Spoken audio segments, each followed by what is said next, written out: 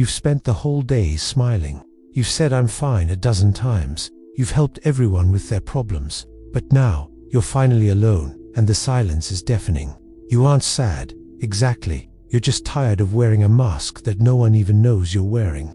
Welcome to the loneliness of being fine. We are all actors in the great play of life.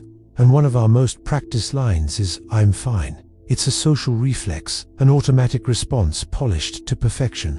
We say it to the barista, to our colleagues, to the friend who asks if we're okay with a fleeting glance. It is the perfect shield, a simple phrase that deflects concern and avoids the messy, complicated truth of our internal world. We use it not just for others, but for ourselves, a desperate attempt to convince our own hearts that the cracks aren't showing.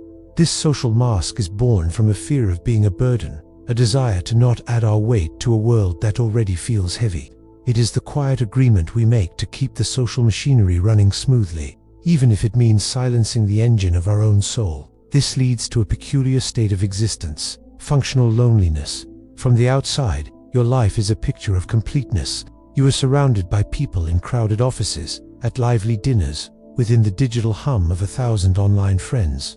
You have a job, you meet your deadlines, you laugh at the right moments, and you navigate your days with an air of competence. Yet, amidst the noise and the motion, a profound sense of isolation takes root. It's the feeling of being a ghost at your own feast, present in body but invisible in spirit. You are seen, but you are not known. This is the paradox of modern connection. To be in a room full of people and feel utterly, achingly alone, your inner reality completely detached from the life you perform. In many social circles, you might be cast in the role of the strong one. You are the dependable friend, the listener, the one who always has advice, the rock in everyone else's storm. People gravitate toward your perceived stability, offloading their anxieties and fears, confident that you can handle the weight. This is the strong one paradox. While you become a sanctuary for others, your own internal cries for help go unheard, often because you've never learned how to voice them. You've become so adept at solving others' problems that you forget how to ask for help with your own. The very strength that makes you a pillar for your community becomes the wall that isolates you, leaving you to wonder who you can turn to when your own foundations begin to crumble. This feeling of isolation is magnified by what we can call the transparency gap.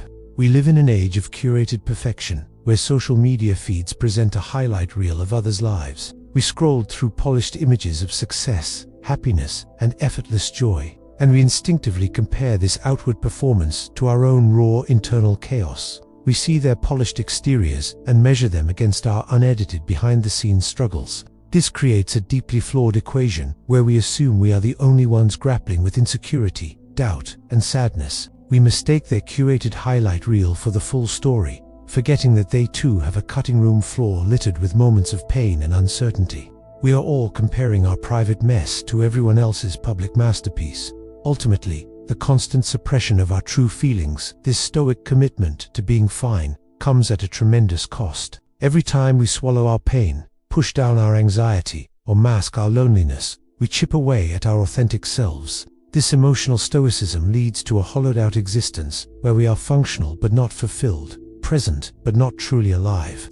We build a life where we are seen but never deeply known, admired for a strength that is slowly draining us. The mask becomes so fused to our skin that we begin to forget the face beneath it. Breaking free from this loneliness requires a courageous act of vulnerability, the willingness to take off the mask, to trade the comfortable lie of "I'm fine" for the terrifying, liberating truth of who we really are. It's in that moment of authentic connection, however small, that the silence finally begins to break.